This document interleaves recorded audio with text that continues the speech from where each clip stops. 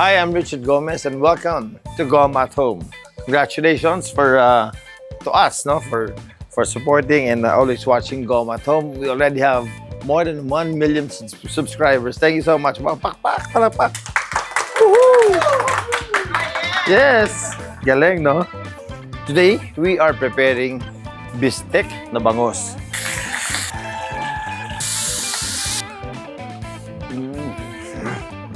Sa pan-dinner, sa pang-merienda.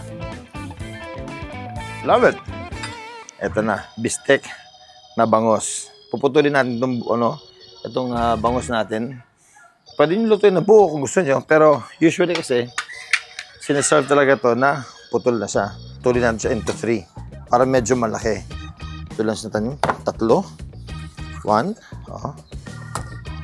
Yun.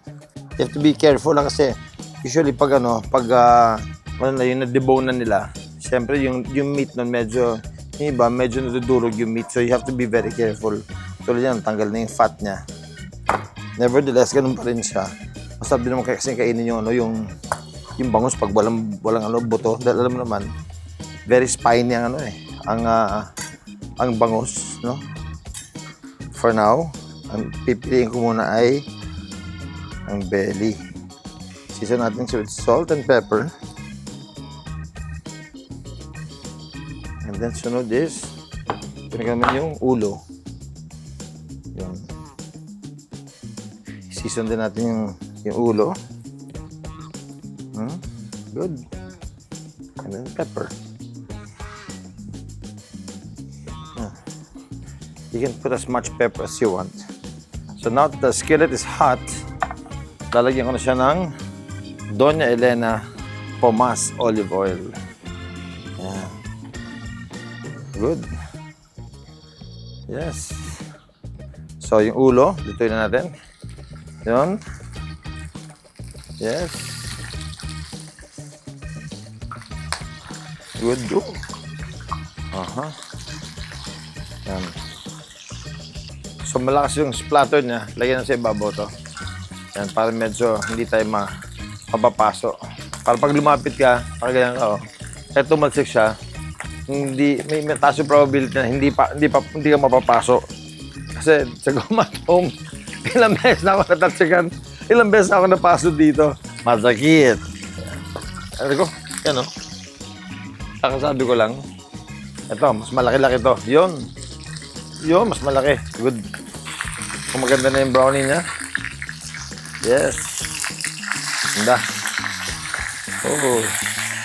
Perfect. That's it. Ganda, oh. Nice.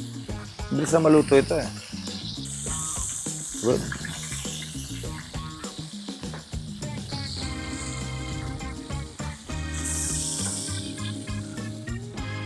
Nice. The rest of the fish na tuloy natin. Good. Good. So we have onions. Para may onion rings tayo. No? Ganda na onions. Laki, oh. Ganda, oh. Yes. Ito mga scrap na to, pwede nyo pakain sa mga to, eh. Kung may mga manok kayo, bigyan nyo sa kanila. Kinakain nila to. And then the chickens eat this later. So gawa tayo ng onion rings natin. Yan. Sarap nito. Onion rings. Here we go. Gusto ko medyo makapal ng konti. Yan, oh. Good. Good. And then one more. Yes. Yan na yan. So, most likely brown na rin to. Nice. Nice. There you go. Then, takpan ulit natin until maluto siya. Kung wala kang lemon, pwede rin naman lime, no? So, they're both very sour, no? So, yung iba gagamitin naman kalamansi. So, kung anong available lang na meron kayo. Ito kasi, nasa mga puno lang namin to. So, kinukuha lang ito dito, eh. Teka, wow! My lovely daughter is here. Wow. Hello, my love. Where are you going? Training. Wow. I'm making for today bistek na bangus. Do you like? It is really good. Ha? Sige, si Juliana kasi is training, no?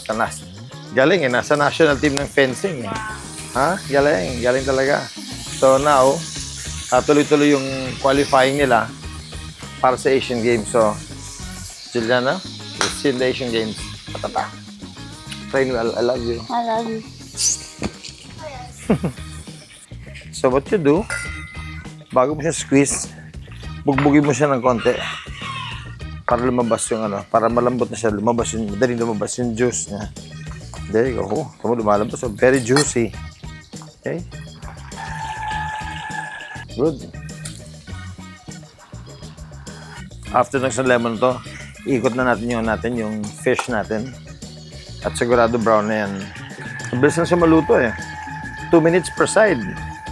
You're done. Nice. Indikit. Yun. Ito lang. Okay.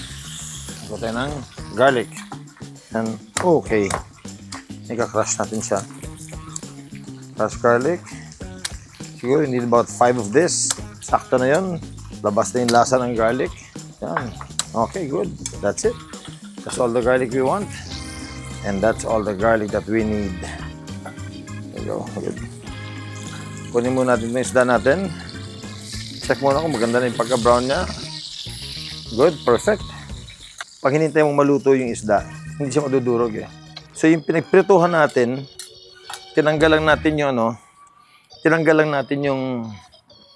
oil niya. Pero hindi lang gagamitin natin to make our sauce. Yung kanina nung niluluto natin, siyempre may mga dumidikit-dikit dyan.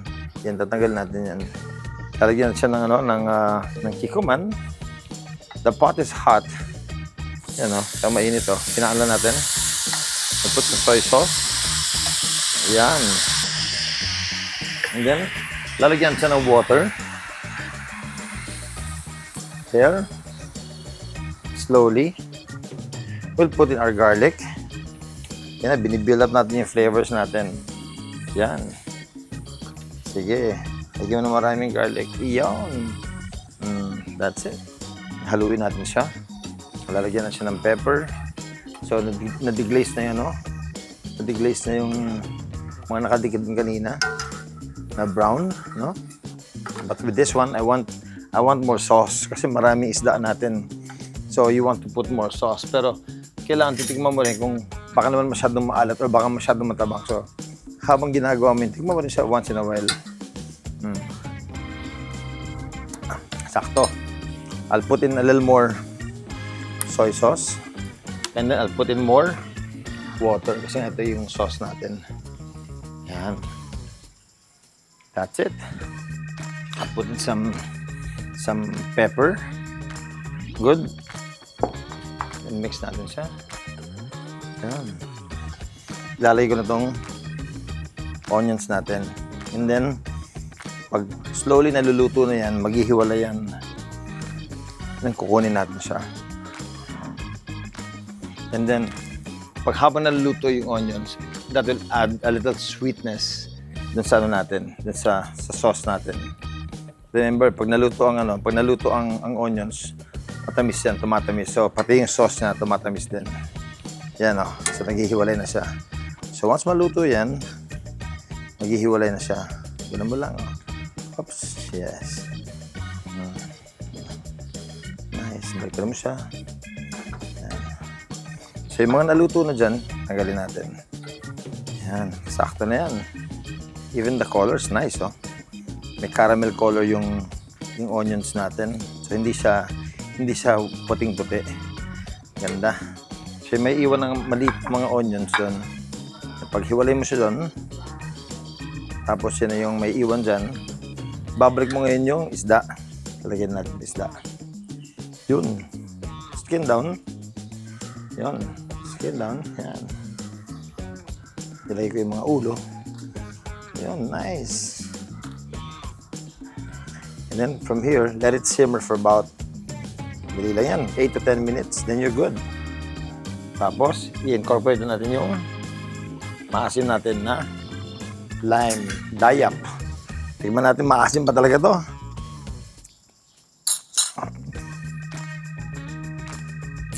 Napaka-asim.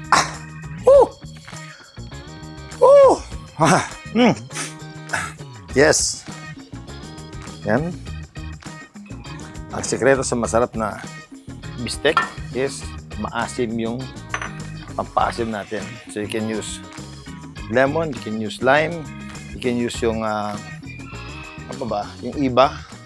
Tagalog, ikamyas. Tapos i-juice mo lang siya. No? Yan. Tapos takpan na natin siya. Yan, maganda na yung ano niya. Yan natin. Talagyan natin siya dito sa ibabaw. Yes.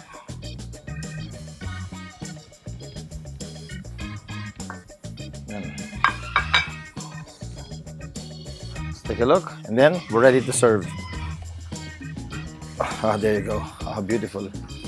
Nice. Okay, here we go. Yan.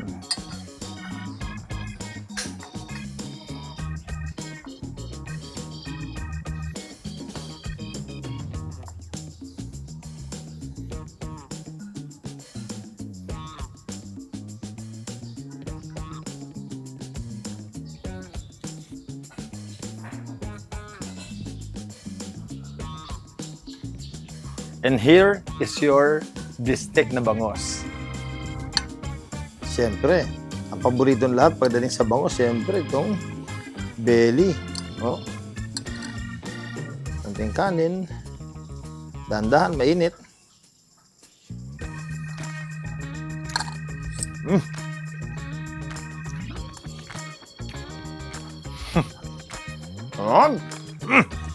Lagyan mo na onion.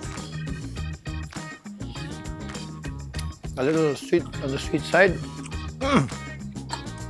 Tama-tama yung yung asim niya, yung tang ng ng dayap ng lemon. Huh? Ang sarap.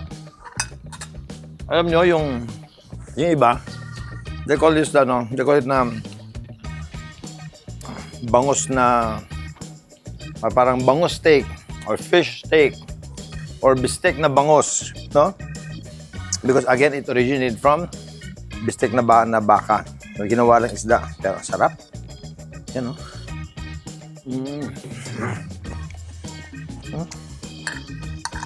Sa pan-dinner, sa pang-merienda. Love it. So thank you so much for joining me right here in Goma at home. Do this in your own kitchen. Serve it to your friends, enjoy it with your family. Again, it's a very simple dish. It's easy to make. You can make this in 30-35 minutes. Serve mo na yan sa loved ones mo. Okay? So, thank you so much. I'll see you next time right here in Goma at home. Goodbye.